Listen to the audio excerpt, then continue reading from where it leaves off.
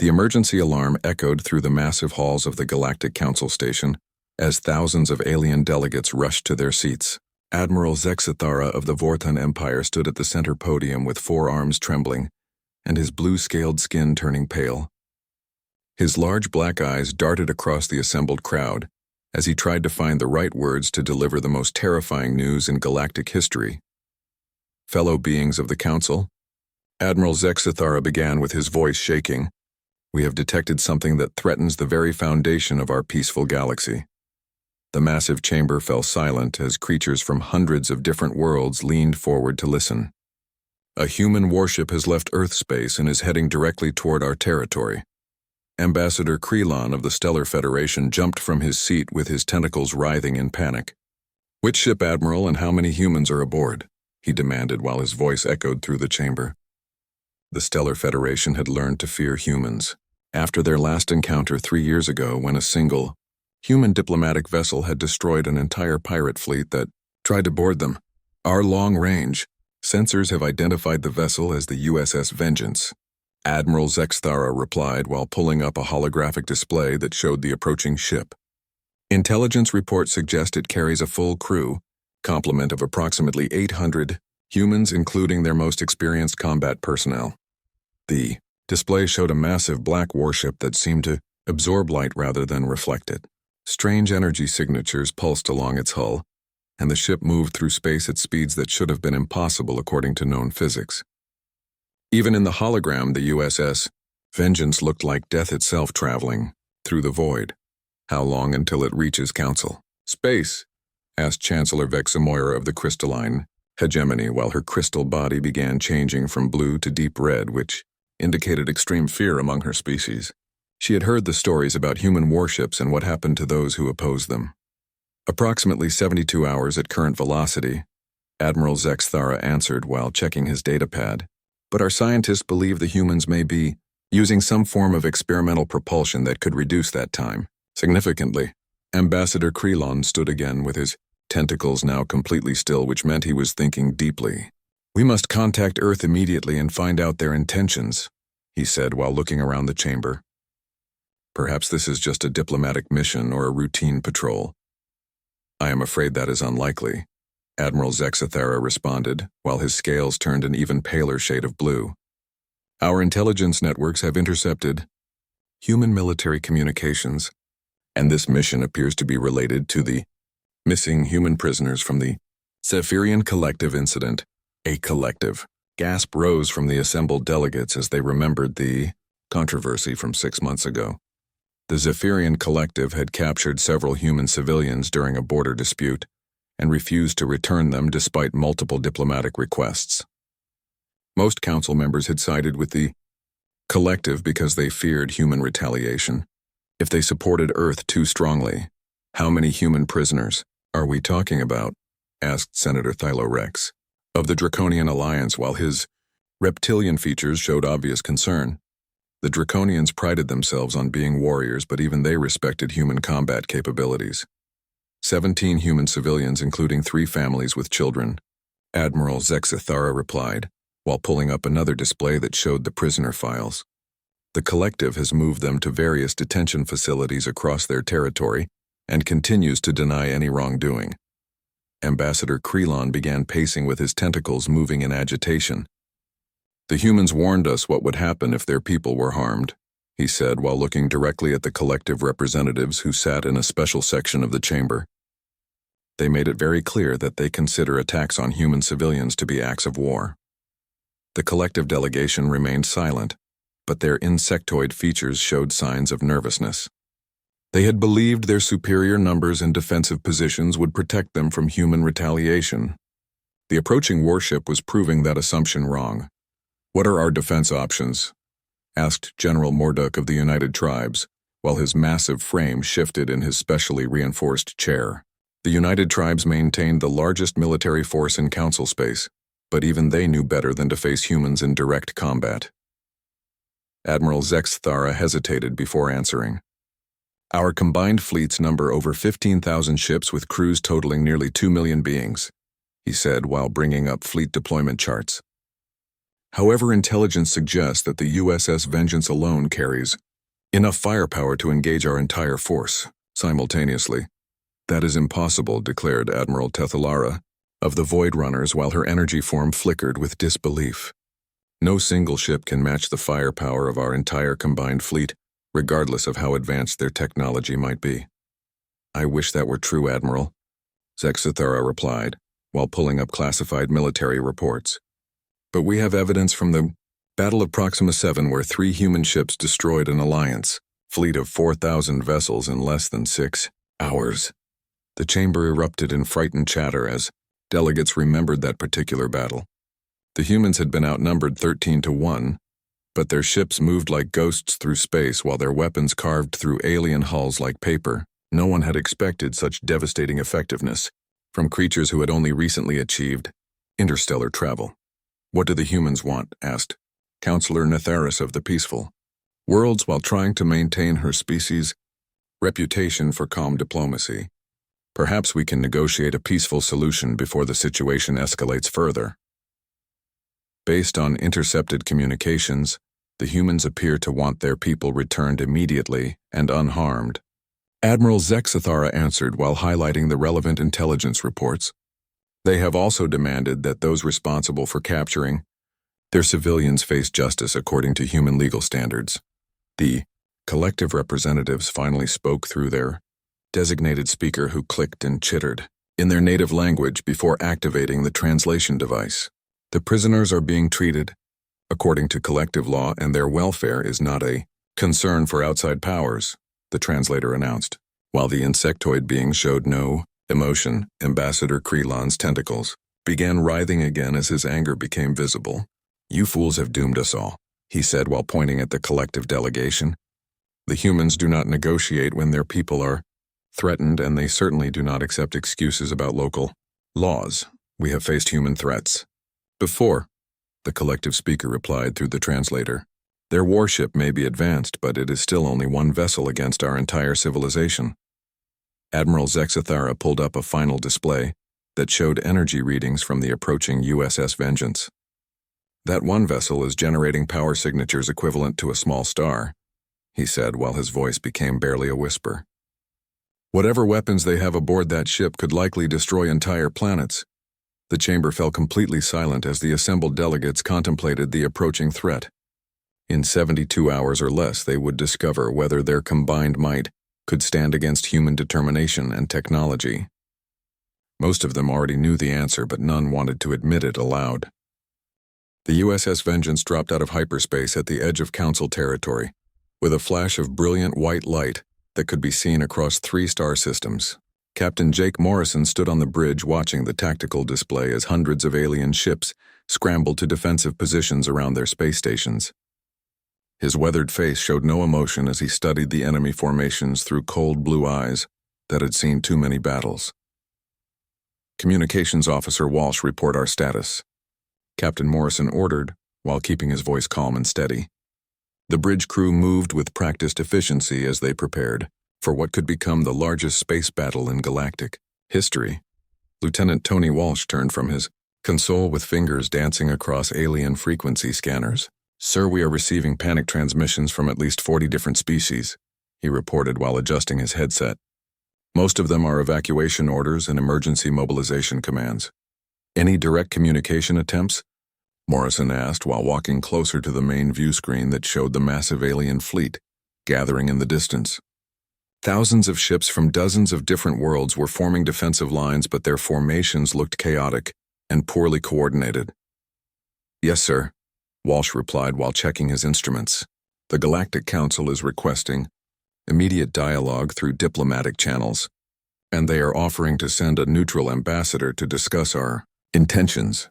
Captain Morrison turned to his tactical officer, Lieutenant Amy Brooks, who was monitoring the alien fleet movements. What is your assessment of their military capability, Brooks? He asked while studying the enemy ship classifications on her display. Lieutenant Brooks looked up from her console with short brown hair falling across her focused green eyes.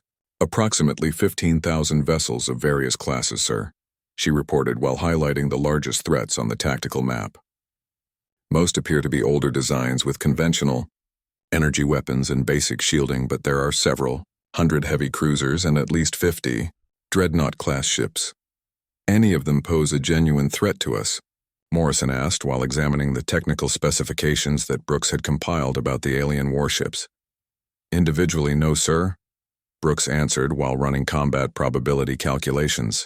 But their combined firepower could potentially overwhelm our shields if they coordinate properly and attack simultaneously.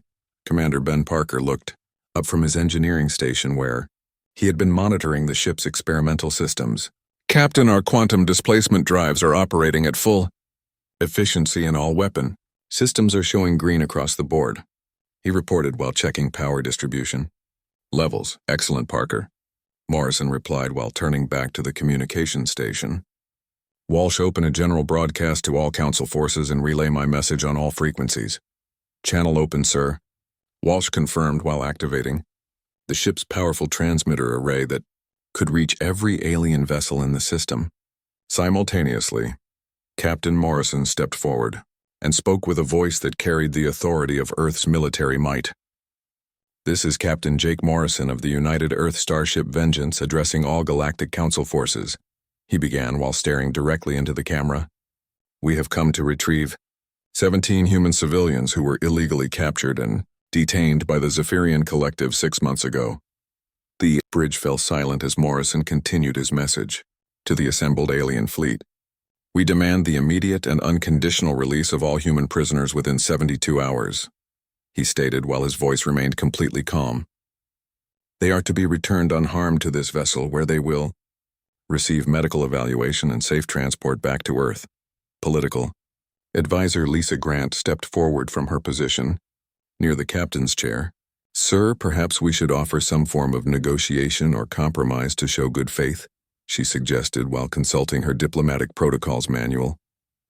Morrison turned to face Grant with eyes that had gone cold as space itself.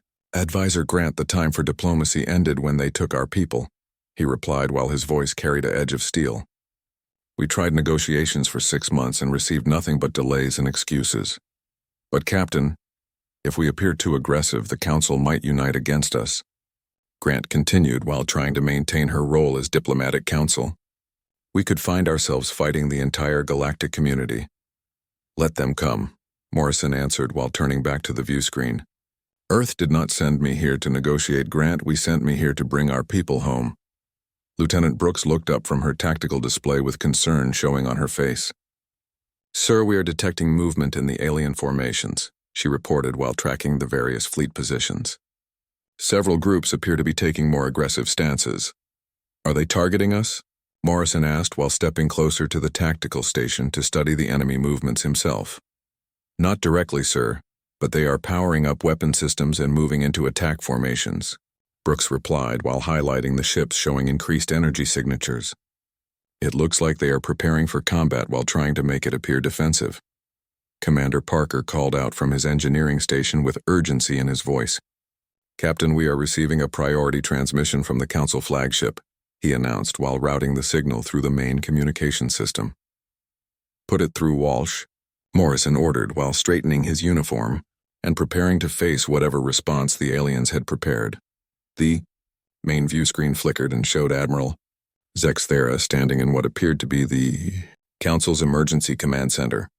Captain Morrison, we received your demands and the Council is prepared to discuss terms for prisoner exchange, the Vorthan Admiral began while his scales showed obvious signs of stress. There are no terms, Admiral, Morrison interrupted while his voice cut through the transmission like a blade. You have 72 hours to produce 17 unharmed human beings or we will come and take them ourselves. Admiral Zexithera's forearms gestured frantically as he tried to maintain diplomatic protocol. Captain, surely you understand that locating prisoners scattered across multiple facilities requires time and coordination, he pleaded, while his voice showed increasing desperation. We need more time to ensure their safe transport and proper documentation. You had 6 months, Admiral, Morrison replied, while his patience began wearing thin. You used that time to ignore our diplomatic requests and move our people to more secure locations. The collective maintains that their detention was legal under their territorial sovereignty. Zexthara continued while trying to shift blame away from the Council. We cannot simply override their legal system without proper procedures. Captain Morrison stepped closer to the camera with his face showing the kind of expression that had made enemy admirals surrender without firing a shot. "Admiral, let me make something perfectly clear," he said while his voice dropped to barely above a whisper.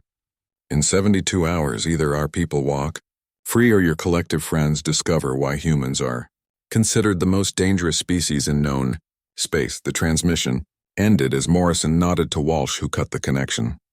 The bridge crew remained silent as their captain stood staring at the alien fleet that blocked their path to the collective territory. Everyone knew that diplomacy had failed and war was now inevitable, unless the aliens produced 17 human prisoners within 3 days.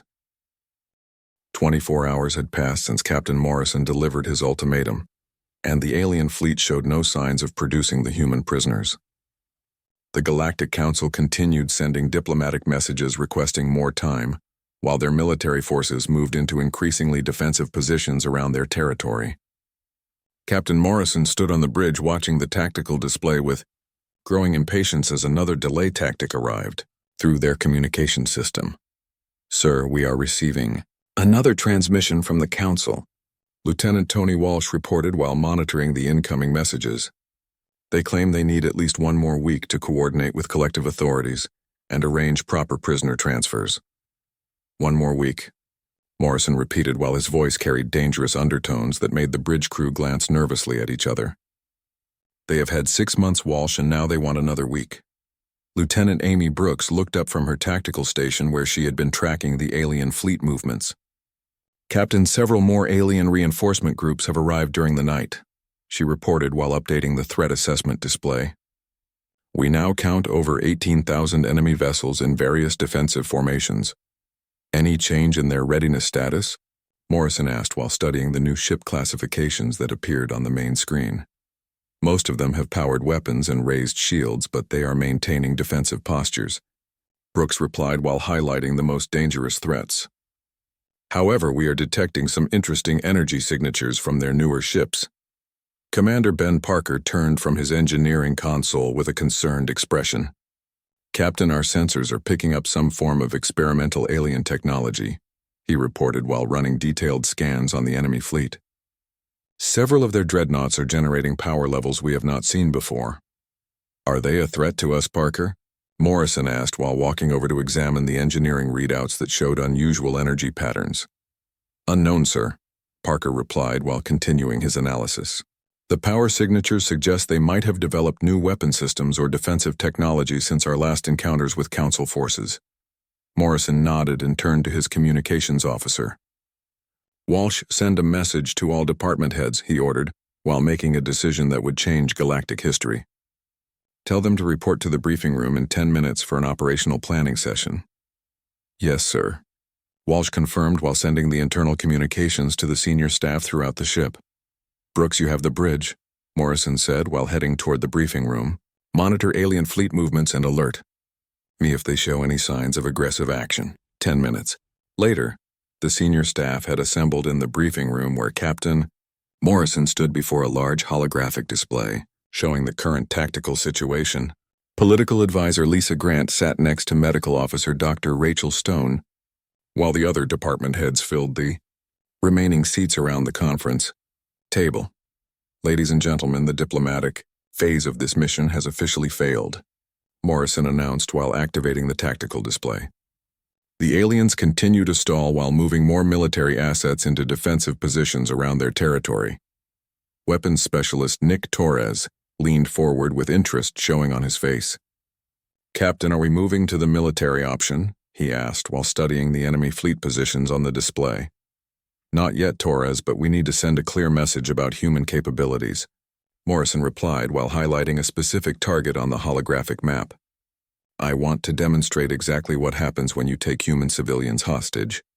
Dr. Rachel Stone raised her hand with obvious concern. "Captain, what about civilian casualties?" she asked while consulting her medical protocols. "Many of those alien ships carry non-combatant personnel."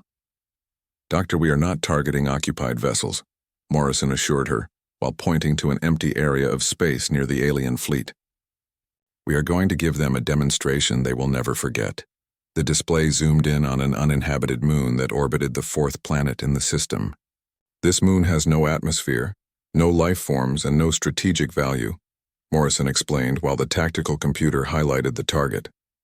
But it is visible to every ship in their fleet. Chief Gunner Carl Davis smiled as he understood the captain's plan. You want to show them what our quantum torpedoes can do to a planetary target, he said while running calculations on the destructive potential. Exactly, Davis, Morrison confirmed while turning to address the entire group. One demonstration shot that proves human military technology is beyond their comprehension. Security Chief Linda Hayes looked at the tactical data with professional interest. Sir, after the demonstration, what do we expect their response to be? She asked while considering the various scenarios. They will either surrender immediately and produce our prisoners, or they will panic and attack us with everything they have, Morrison replied while his expression remained calm. Either way, we get the result we came here for. Navigator Jim Foster studied the positioning requirements for the demonstration shot. Captain, to achieve maximum visual impact, we should position ourselves between their fleet and the target moon, he suggested, while calculating optimal firing angles. Make it happen, Foster, Morrison ordered while standing up from the conference table. I want every alien commander to have a perfect view of what human weapons can do. The senior staff returned to their stations as the USS Vengeance began moving into position for the demonstration. Captain Morrison walked back onto the bridge where Lieutenant Brooks was monitoring the alien fleet's reaction to their movement. Sir, the alien fleet is showing signs of confusion, Brooks reported while tracking the various ship movements. Several groups are trying to intercept our course while others are falling back to more defensive positions. Let them try, Morrison said while settling into his command chair.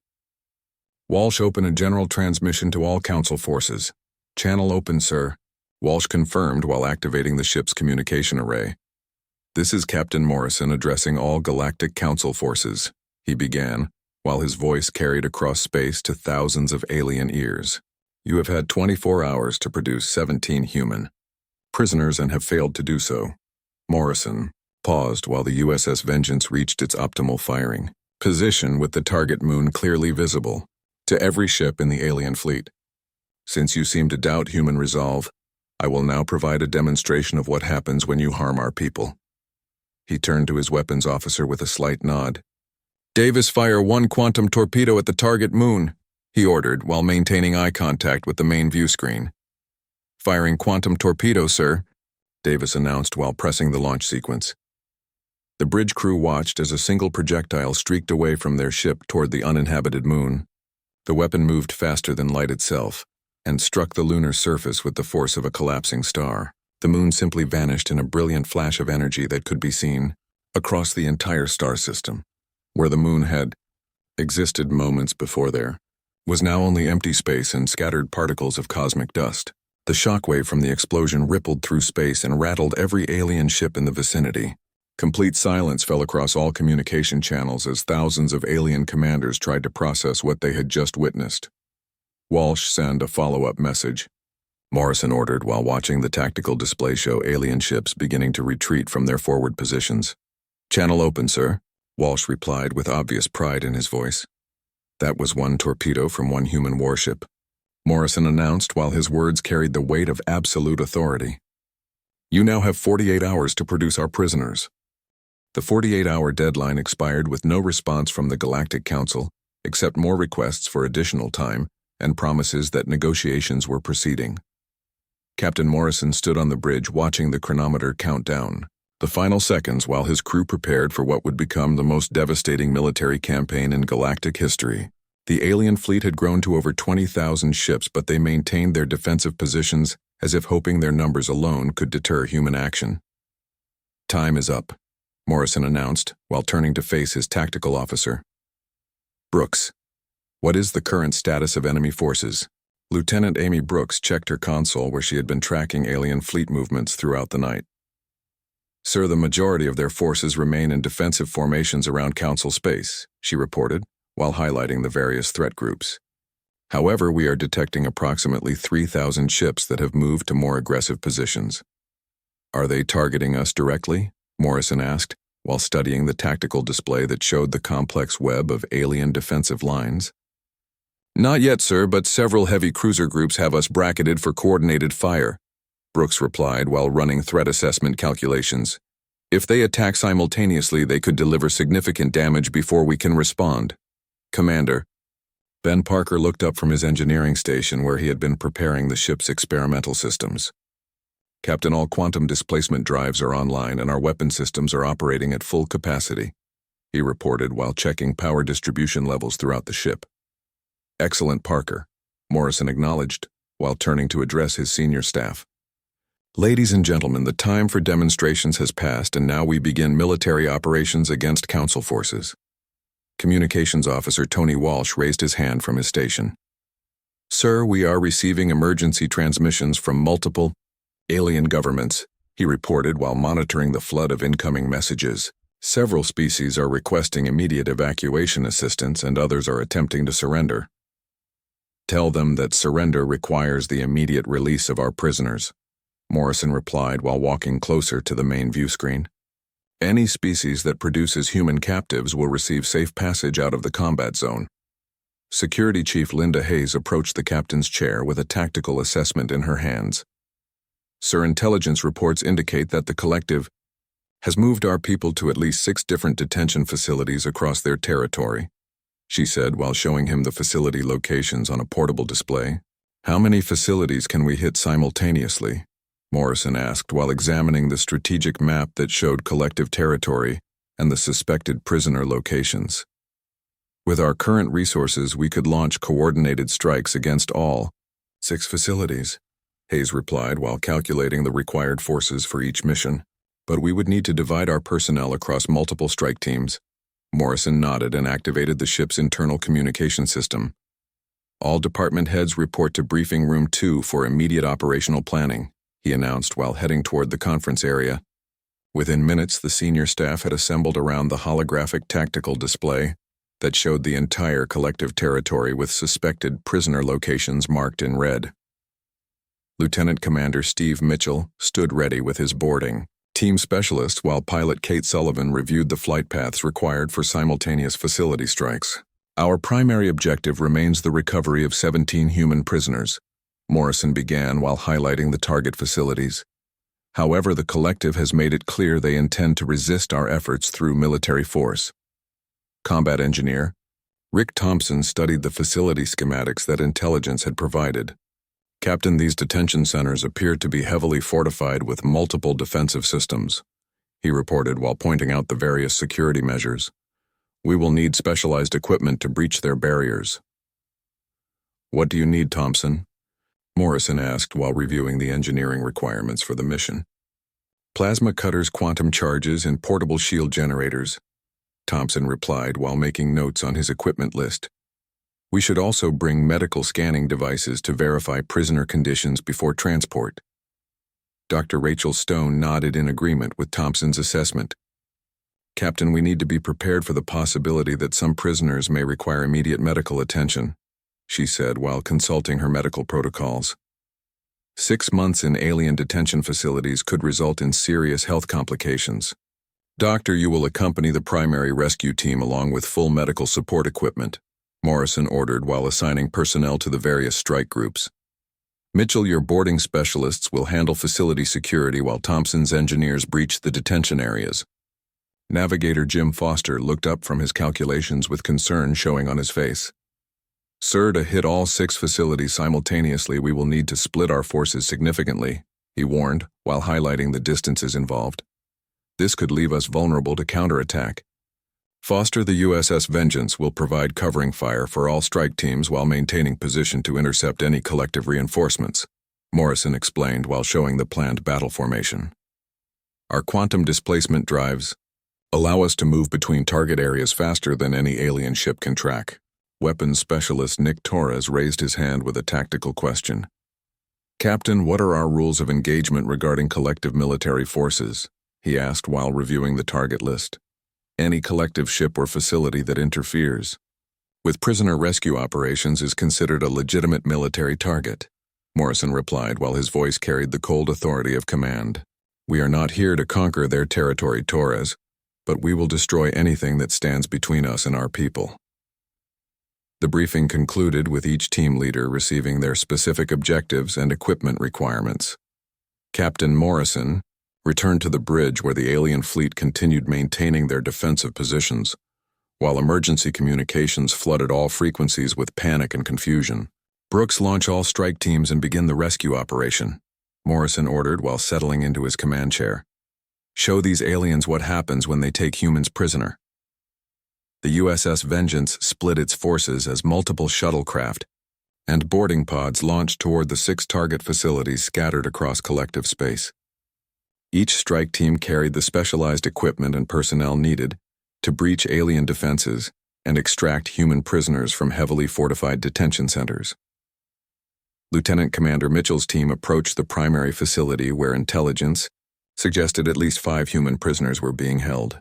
Combat Engineer Thompson prepared his plasma cutters while Pilot Sullivan navigated through the facility's defensive perimeter using stealth technology that rendered their shuttle invisible to alien sensors. Approaching target facility, Sullivan reported while maneuvering between automated defense platforms. "Enemy security appears to be on high alert, but they have not detected our approach."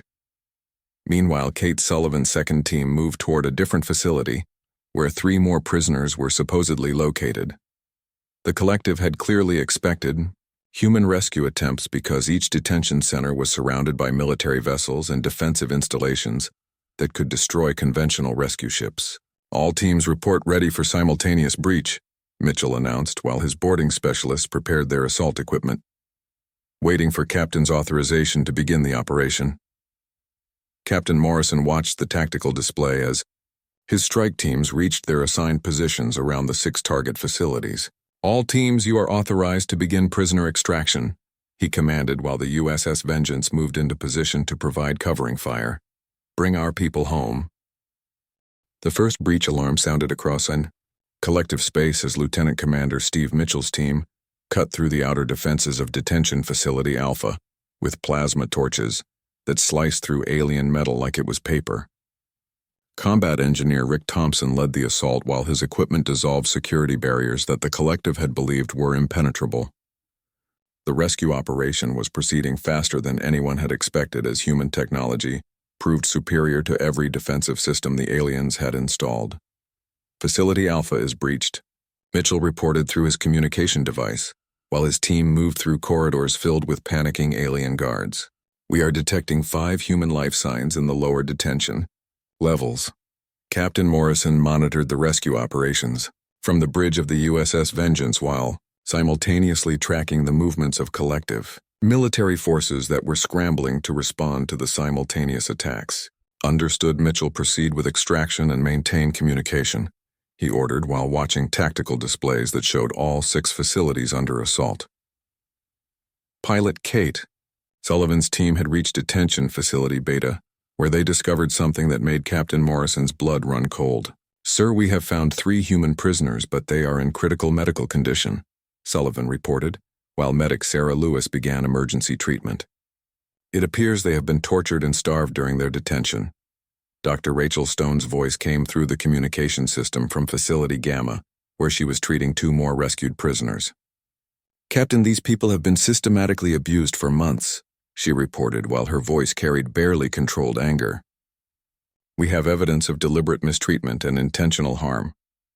The bridge of the USS Vengeance fell silent as the crew processed this information. Captain Morrison's expression hardened into something that would have terrified veteran alien commanders who had seen him in previous battles. The rescue mission had just become something much more serious than prisoner extraction. "All teams report prisoner status immediately," Morrison commanded while his voice carried dangerous undertones that made the bridge crew check their weapon systems automatically.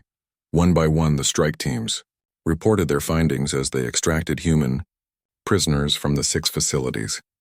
Rescue specialist Dan Rogers discovered a family of 4 who had been separated and held in isolation cells. Intelligence officer Alex Turner found evidence that the collective had been conducting medical experiments on their human captives. Strategic Officer Kelly Martin's team located 2 prisoners who had died in custody due to deliberate neglect. Sir, all surviving prisoners have been extracted and are receiving medical treatment. Lieutenant Commander Mitchell reported while his teams began returning to the USS Vengeance. We have recovered 15 living humans and confirmed that 2 died during detention. Captain Morrison stood from his command chair while his face showed an expression that had never appeared there before. 15 recovered and 2 murdered, he repeated while his voice became barely audible. Walsh, open a communication channel to all collective military forces. Channel open, sir. Communications Officer Tony Walsh confirmed while activating the ship's most powerful transmitter array. This is Captain Jake Morrison, addressing all Zephyrian collective forces, he began while his words carried across space to thousands of alien ships and installations. You have murdered 2 human civilians and tortured 15 others during 6 months of illegal detention. The captain paused while the USS Vengeance's weapon systems came online with power levels that exceeded anything the aliens had ever detected. The diplomatic phase of this conflict is now permanently closed, Morrison announced while his voice carried the promise of absolute destruction. Lieutenant Amy Brooks looked up from her tactical station where she had been tracking collective fleet movements. Sir, we are detecting massive military mobilization across their entire territory, she reported while highlighting the approaching enemy forces. Over 8,000 ships are moving to intercept us. Let them come, Brooks, Morrison replied while turning to address his weapons officer. Torres, target every collective military installation within range and prepare for sustained bombardment. Weapons specialist Nick Torres activated the ship's experimental arsenal while checking power levels that could destroy entire fleets. Sir, all quantum torpedo tubes are loaded and plasma cannon arrays are charged to maximum capacity, he reported while targeting systems locked onto hundreds of enemy installations. Navigator Jim Foster calculated firing solutions while the USS Vengeance moved into optimal attack position. Captain, we can hit their primary military bases, their fleet command centers, and their orbital defense platforms in one coordinated strike, he announced while running tactical projections. Execute the attack, Foster, Morrison ordered while watching the tactical display show target locks on every major collective military asset. Show them the price of murdering human civilians. The USS Vengeance unleashed destruction on a scale that defied galactic comprehension, as quantum torpedoes and plasma beams carved through collective space like the wrath of an angry god. Military bases that had stood for centuries vanished in brilliant flashes of energy, while fleet command centers simply ceased to exist. The ship moved through enemy territory faster than their sensors could track, while weapons that bent the laws of physics eliminated every trace of collective military power. Sir, we are receiving surrender transmissions from over 400 collective installations, Walsh reported while monitoring the flood of communications from terrified alien commanders. Multiple planetary governors are offering unconditional surrender. Ignore their surrender attempts, Morrison replied while watching another wave of enemy military targets disappear from the tactical display. They had 6 months to return our people peacefully, Commander Ben Parker called out from his engineering station while monitoring the ship's power levels. Captain, we have eliminated approximately 60% of their military infrastructure, he reported while tracking the systematic destruction. Remaining targets include their fleet academy, their weapons manufacturing centers, and their high command facility. Destroy them all, Parker, Morrison ordered while his voice carried no trace of mercy or hesitation. Every facility that supported the capture and torture of human civilians. The campaign of destruction continued for 3 hours, as the USS Vengeance systematically dismantled the entire collective military structure across multiple star systems. When the attack finally ended, there was nothing left of their once powerful fleet except scattered debris and emergency escape pods containing terrified survivors. Sir, we are receiving a priority transmission from the Galactic Council, Walsh announced while filtering through the hundreds of panic messages flooding their communication array. Put them through, Morrison said while settling back into his command chair. Admiral Zexithera appeared on the main view screen with his scales showing pure terror, while his 4 arms trembled uncontrollably. Captain Morrison, the Council formally apologizes for the treatment of your people, he began while his voice broke with fear. We are prepared to establish new protocols for human citizen protection. Your protocols, Admiral, will be simple. Morrison replied while staring directly into the camera. Any harm to human civilians anywhere in Council space will result in consequences far more severe than what you witnessed today. The transmission ended as Captain Morrison turned to address his crew. Set course for Earth, he ordered, while the rescued prisoners received medical treatment in the ship's hospital. Our people are going home. The USS Vengeance departed collective space, leaving behind a clear message that would echo across the galaxy for generations. Humanity had established itself as the apex power in known space, not through conquest but through the demonstration of overwhelming force when their people were threatened. No alien government would ever again make the mistake of harming human civilians because they now understood that humanity's response would be swift, absolute, and devastating.